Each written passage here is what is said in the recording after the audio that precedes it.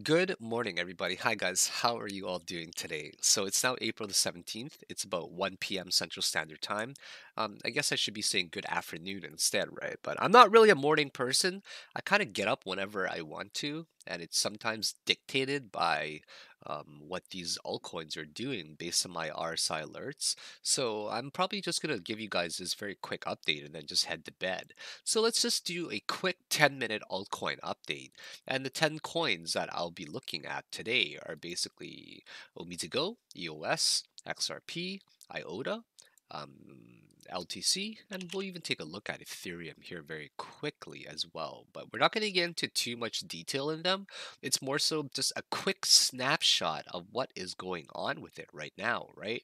And then after we get this very quick snapshot of it, I'll try to give you guys much more in-depth technical analysis during the day. And don't mind me, guys. I just literally woke up. I'm not too much of a morning person lately. I really dread the early months of April because there's always snow on the ground still. So I'm not really a fan of waking up to snow in the middle of April.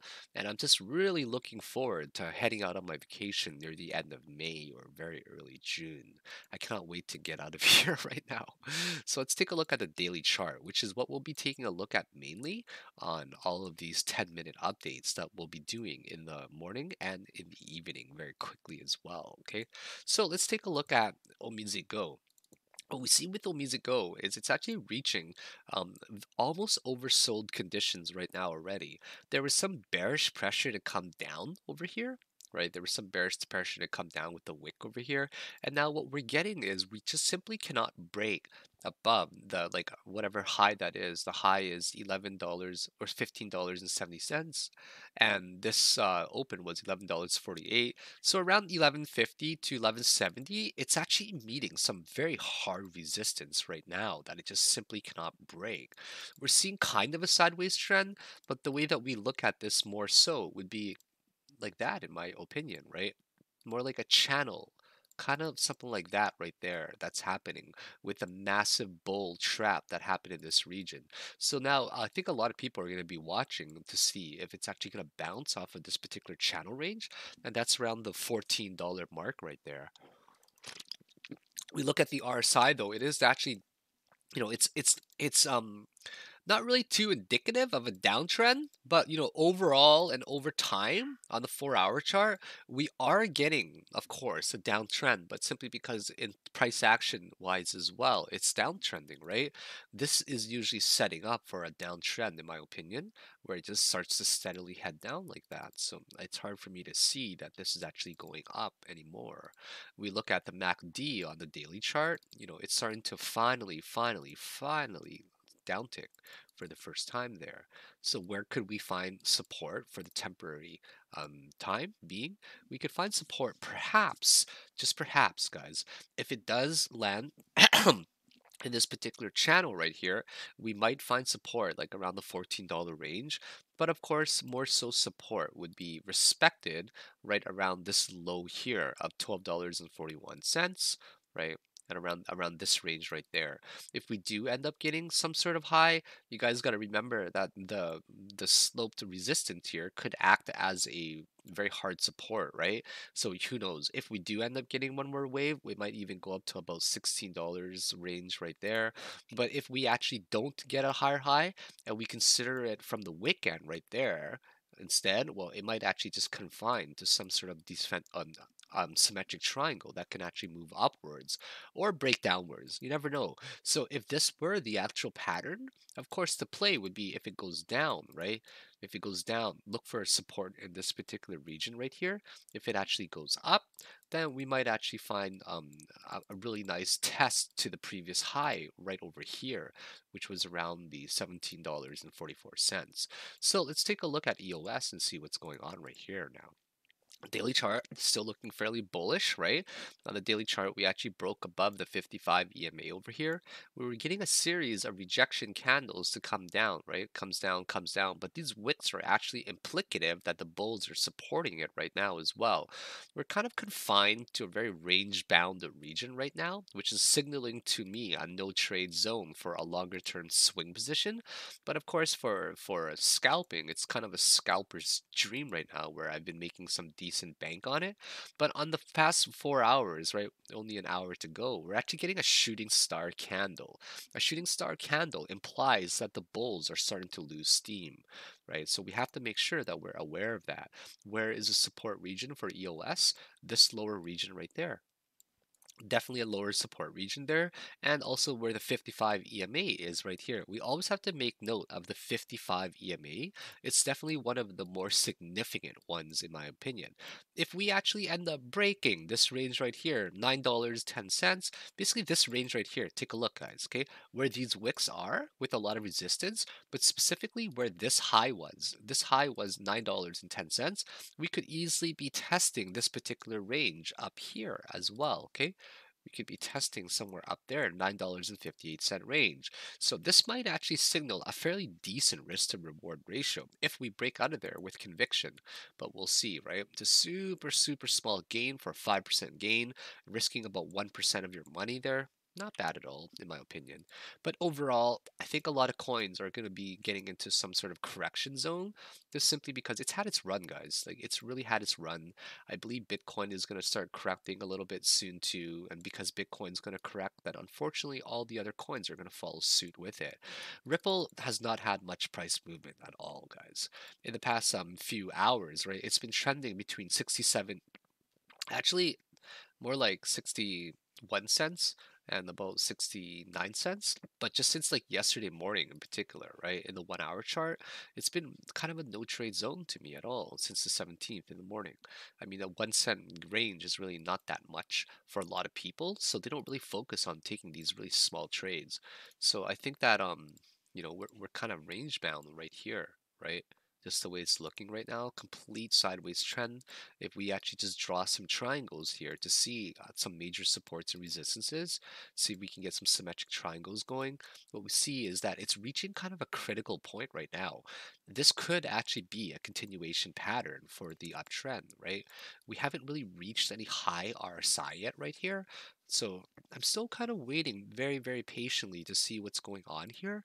But if I actually go to, for example, one of these time frames right here, we ask ourselves, like, is this actually 5 waves going up? If I were to do an Elliott wave analysis, which I shouldn't be doing for these very quick ones over here, but is that 5 waves, right? Is that like a really extended fifth wave or something going on?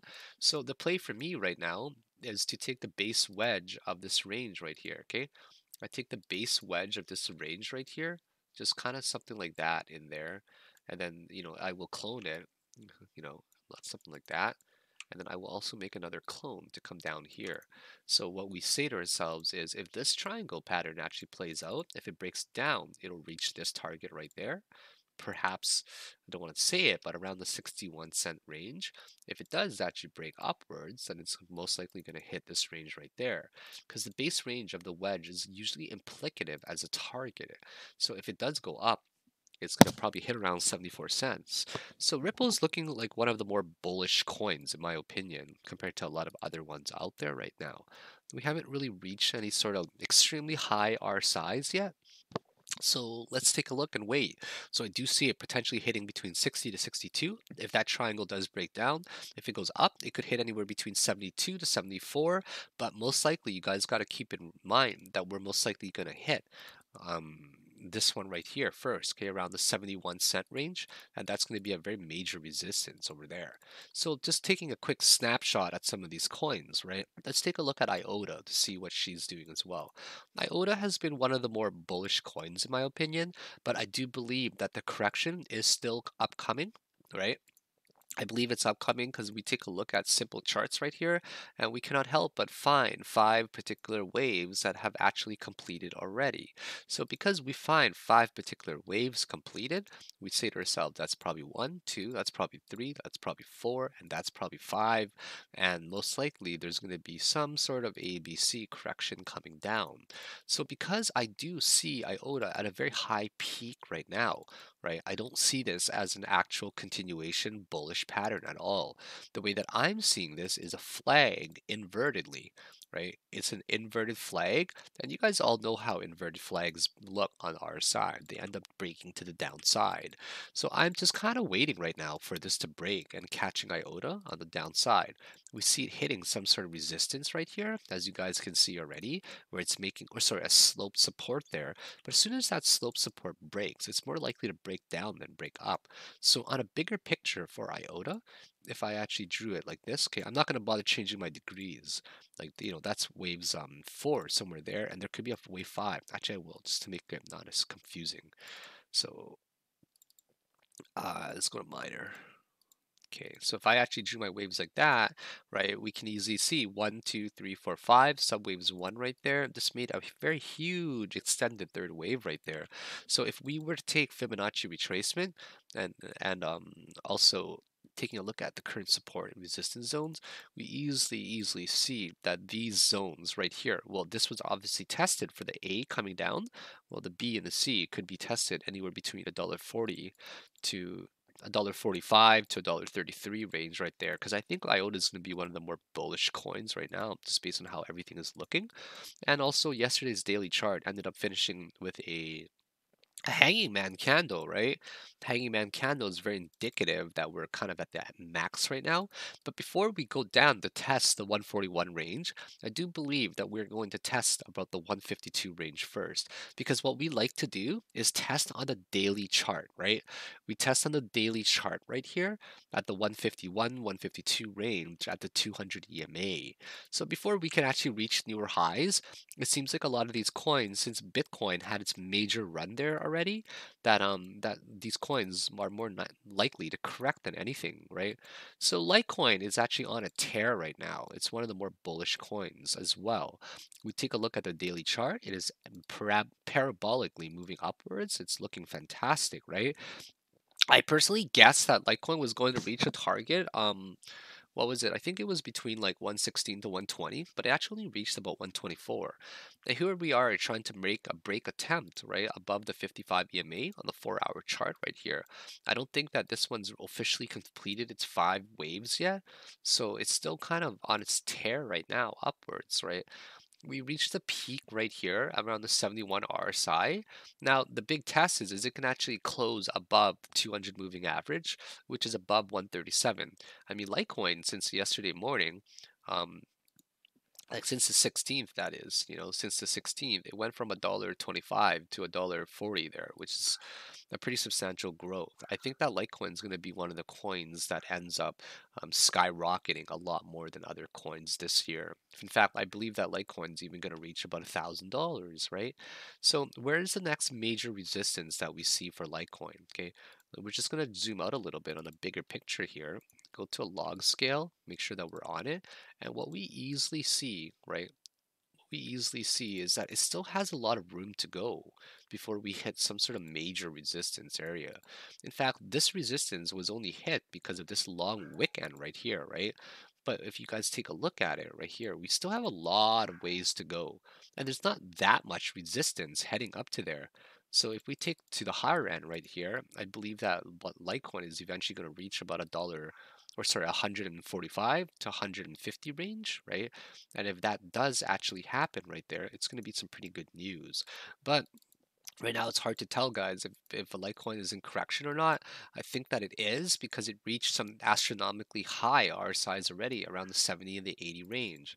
You guys hear Luna? She's barking right now. She's probably hearing a squirrel, or I should probably do that because she's downstairs. Yeah, I do believe it's actually going to come down now. It's almost at the point where it had its rally. It's going to come down. Where are some support points? Well, support points are pretty obvious here for the short term, being around the 132 range, right? 130 to the 132 range, simply because there was a lot of activity and high price action over here. So let's take a look at other coins to see what they're doing now. We're just going to take a look at Ethereum very quickly as well, right? Ethereum reached a fairly low low. That was kind of embarrassing, where it reached $365 range as well, which is where the original breakout was, right? I mean, that's kind of bad in my opinion. it's kind of bad that it's reaching that kind of low, because that's where the original breakout was all the way in like November. But of course, these ICO coins, right, are not, when I mean ICO, I'm talking about like a token ICO, right? These ICO coins, they tend to get pooped on because of all the FUD that's been going on and the heavy regulation in the market as well right now. So yeah, I mean, wasn't really cool that it reached like the 300 something dollar range, but believe it or not, Ethereum, I still think it's going to reach something like 15 to $1,700 later this year as well.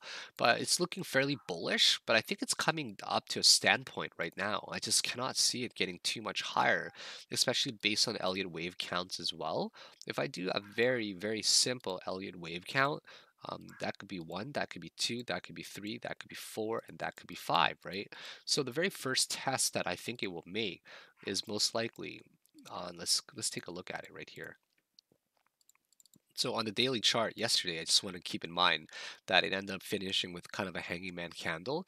And today we kind of have a doji, but it's not really a heavy support doji. You got to note that the volume is actually slowly fading off here right now, okay? And on the 4-hour chart, we just got like a shooting star candle with like a double tweezer combination with another shooting star. Don't mistake these for bullish inverted hammers, because they are not. So the first test that we're going to be making for Ethereum is probably around the 504 range if we do go down. It's always going to test the 200 moving average first. And then if that actually fails, simple guys, it's just going to end up testing not the 504 range, but it's going to end up testing the 475 to 480 range here where the 200 moving average is. Where do we find heavy resistance next? Unfortunately, in the exact region that we are at right now, just kind of this cluster region, as you guys can see, right? And also, yeah, it's kind of a heavy resistance area right now. That's where we're finding a lot of resistance to head up, but it's not nearly as bullish as Bitcoin, right? Hopefully on the daily chart, we can actually make a test to right here. The 560 to 570 range is where we're going to find heavy resistance over here.